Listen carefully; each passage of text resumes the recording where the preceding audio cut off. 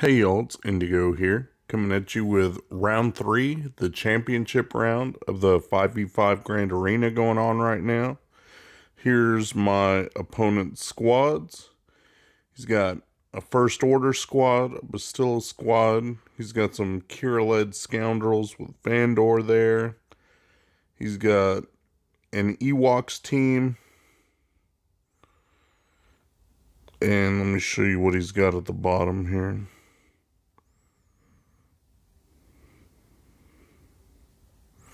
He's got Phoenix, he's got Night Sisters with MT lead, and then he's got his Boss Bounty Hunter team.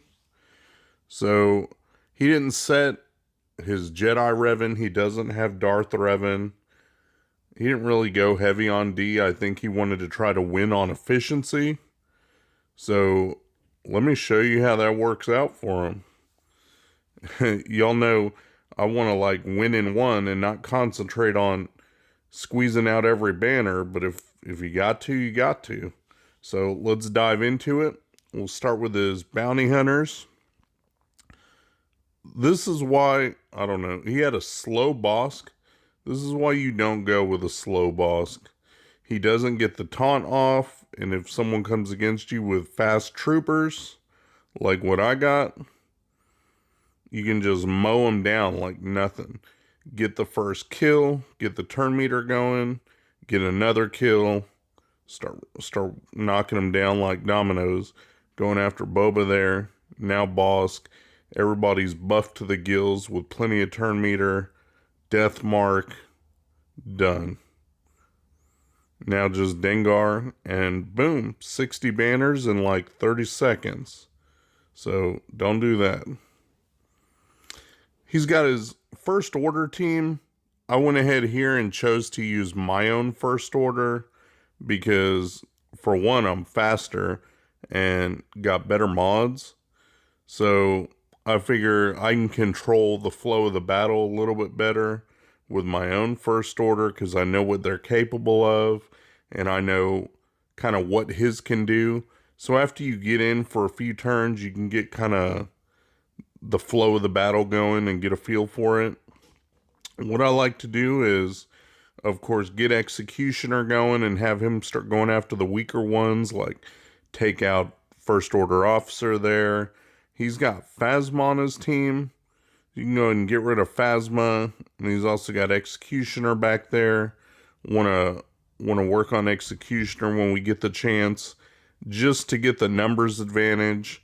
And usually it goes down to just old Kylo and crew as kind of the last two standing.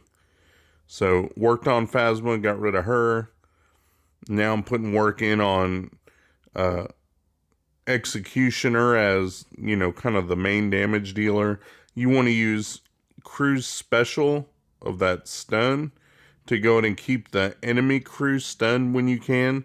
That way he never gets to use his special on you, and it's a 2-turn stun. So he can't taunt, he can't, you know, help out and do any damage. He can't do anything. Keep him stunned and it makes him basically useless. You just got to deal with the enemy Xylo, giving turn meter and potentially healing himself and getting protection back if he does the wrong move at the wrong time. But I don't have to worry about that here. You'll see it may not be optimal gameplay, but at a point when you get down to 2 or maybe even 3 characters left, you start trying to look at what moves do you have that can heal you up, kind of squeeze out the last extra 1 or 2 banners if you can get full health, full protection banners. So we stretched the battle out as much as we could. Got 59 banners for that. I'll take it. Good enough for me. Went ahead and sent in my CLS team, but with Chirrut and Baze. Didn't really need 3PO or R2. Not that heavy of a team to take out his scoundrels. Once you go ahead and start off with taking out Vandor, it gets pretty easy. Then you don't have to worry about them coming back. And then it's all a matter of, can you, stay buffed and do enough damage to kill them before they can get protection off of everybody. That's the one kind of thing you got to worry about with a CLS team. You kill everybody fast, but it's got to be fast enough to where their AoEs don't take a sliver of protection off. But 58 banners for that one, no problem. So, knock down this next one. This next one is one that I typically struggle with. I know a lot of other people do too. Even though it's just your standard Night Sisters, Night Sisters are always a pain because of the way their mechanics work, and with Plague, and the fact that they get a bunch of speed, and with the zombie revives, it's just kind of a pain. So you got to handle them a certain way. The best way, it seems like, is if you can keep them all alive. I know I'm no expert on Night Sisters, but my friend Mikayas, he fights them, and he told me what I was doing wrong, and I don't want to go after the quick kill right off. You want to keep them alive, and that way you can get a drain force from all of them, get DN's cooldown lower, and then you can get rid of Talzin pretty quick because she causes a lot of trouble. And of course, when you annihilate them, they can't come back. You know how that's part of her ability where they can come back, do damage, and if they kill somebody, then they get to stay revived again. Well, you don't have to deal with that when you end up annihilating them. So get rid of her, he said, and it makes the battle go much easier. And I think that it does. You just got to worry about being trapped behind zombies' taunt, but with Thrawn there to help control with his fracture, that makes it a little bit more manageable, and he can throw turn meter to wherever it's needed. So got that. And now I'm just, knocking him down. You can see I just got Asajj there about to die. Got Acolyte stealth in the back, but that doesn't matter because with Scion, he's got that AoE, and that can do some hefty damage. So you can either use it to remove stealth or use it kind of for a killing blow whenever you get the chance. So throw Isolate on Zombie. Now we don't have to worry about the taunt. Once you do get 2 kills down and Zombie's done with the revives, that's the great time to throw Isolate on Zombie, because then you don't have to worry about that taunt coming back and you're free to kill the rest of the team as needed. Now here we're kind of stuck waiting on the AoE for to get to Acolyte, but working on it. There's no danger of losing this match now. It's just killing Zombie over and over until Sion's move comes up. He's got one more turn to go, so just knock off Zombie. Keep doing that.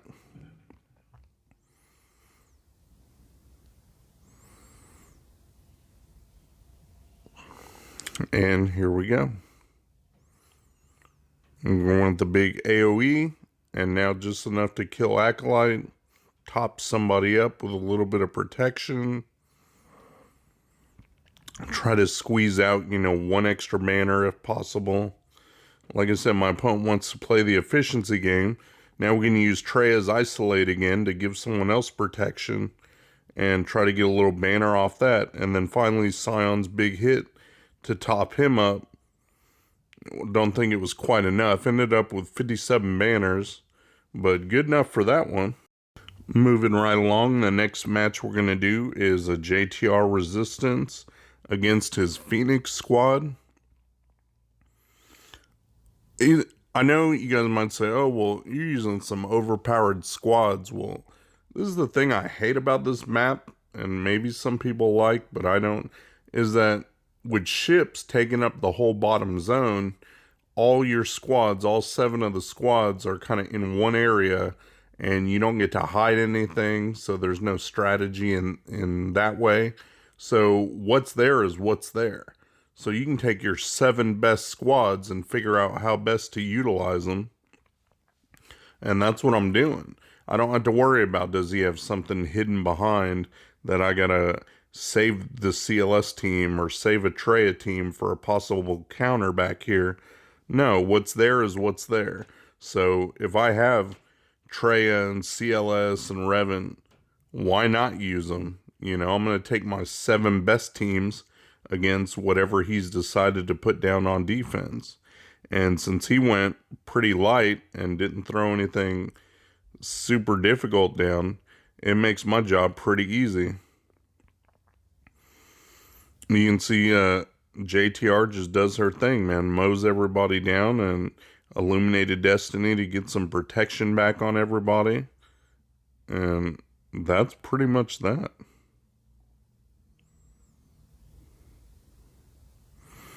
$59 banners for that match. We'll take it.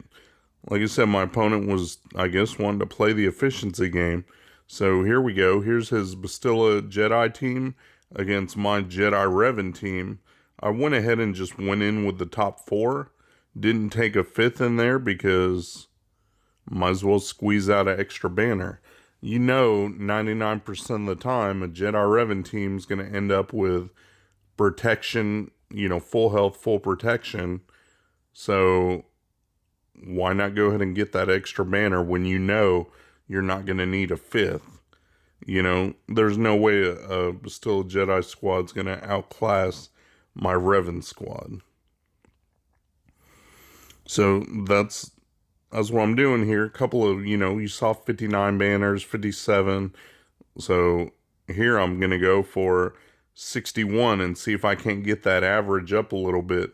And I'll show you how we get down and play this efficiency game. You can see I'm having no trouble with his Bastila team. Just starts taking him out. Bastila's the last damage dealer. Zaris doesn't do anything. She hits like a wet noodle anyway. All she can do is help heal the team.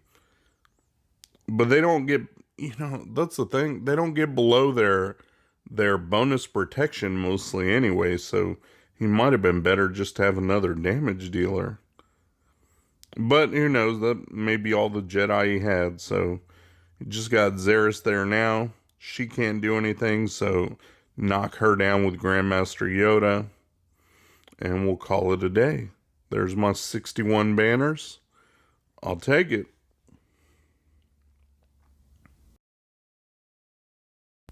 The last team we have left to knock down in his ground zone is his Ewoks. And so what better team to use out of what I got left than my own Bastila team. And I went ahead and took 4 in on this one as well. Got Bastila lead with Hermit Yoda. Got Ezra for my big damage dealer. And then Qui-Gon Jinn, just because I happen to have him at gear 12 already. And the fact, though, that he can dispel, which is nice. And he can call assist, which is also nice. So it's nice having him.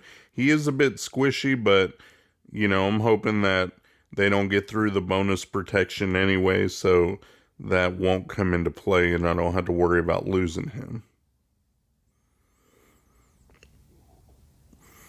So all I'm doing with the Ewoks is just seeing, you know, where I can get my hits in. Already got rid of his Elder, starting to work on Paplu back there. And just taking them out one by one. Like I said, it doesn't matter. Just trying to make sure everybody gets spread around so that they keep their bonus protection and they have full protection to get that 60 banners for that. Get the extra banner for the unused slot of not going in with a 5th. Because you really don't need it with this kind of matchup with a Bastila team. And then I'm going against just regular Ewoks. They're not top notch or anything.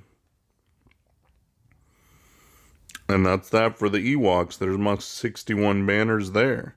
So, done with the ground game. My opponent hadn't moved at all. Hadn't done any action or whatever. But I'll show you guys on the ships. I don't really care about the ships. They don't matter to me. He put down just a regular, you know, some Geos and what is that, Tarkin there. But you can see what I'm using there. I just left it in this time. You know what's going to happen. But this is my arena fleet. I got the 6-star put onto my Millennium Falcon this time. So I'm getting more practice with that. Ships really aren't my bag, but I know how to use this one pretty well because I use it every day. And it can pretty much auto most things. So long as I don't be dumb and, you know, set it on defense and my opponent doesn't set his on defense, is a win for me, and I'm assuming a win for him, that anybody can mostly take whatever other fleet is down there. So, I'll let you watch my fleet battle here. I killed one of the GOs. I start with the one that's on the left, because if you aim for the one on the right, it goes in stealth or something, and the other one taunts. I don't really know. But kill one, then work on the next, then get the last one. He didn't even call reinforcements in. 65 banners for that one. Like I said, I'll take it. You can tell I don't do ships. They're not my thing. But I know that GOs will fall down like dominoes under Millennium Falcon. So there's my score. 1695 banners. Set the bar pretty high. Like to strike early and set a nice high benchmark. Puts the pressure on my opponent where he doesn't have room to make any mistakes. And he has to be really efficient and possibly 3 or 4 man some battles to reach that bar. So that's one good thing. If you go first and you know you can be efficient, do it, and it really puts the pressure on him. I'm going to show you guys something I don't normally do, but I'll do it for this time. Here's my defense. This is what I put down that he's got to work through. Now, he's saved a lot for offense. I got a Zal team. I got K2 just as a tank there. Ewoks. I got my bounty hunters with Bosk. Bosk is over 300 speed, so he's going to have to put something decent against them. His imps won't do it. I got a Karth team with my newly geared Canderous and Juhani. I got a Night Sister team with a Gear 12 Spirit on there. And then I put down my Darth Revan team with Malik, and they just reworked Malik or updated his kit so that he's stronger now. I mean, it sucks, I think, that they did that mid-GA, but it is what it is, and that's what my opponent has to deal with. So I got that, and then I got a Kira Scoundrel team with Vandor, with L3, and with Nest, and hoping maybe that throws them for a loop. So there's my defenses. So I woke up this morning, and this was the board. My 1695 to his 1658. So I went and checked, because that score was so low, where he struggled at, and he did go an extra battle on my Darth Revan team. Whatever he used, he had to either forfeit or whatever, go in with a second team for cleanup, and so he lost 20 banners there. But even with clearing it on the second time, if he would have cleared it on the first time and gotten the 20 banners, it would have still put him well below where I ended up. So all the rest of the teams, even though they didn't get defensive holds, did their job of taking off protection and or health or killing off a character to knock down his efficiency. So we want to play the high efficiency game. There you go. Just be ready. Make sure your opponent isn't up to the task as well.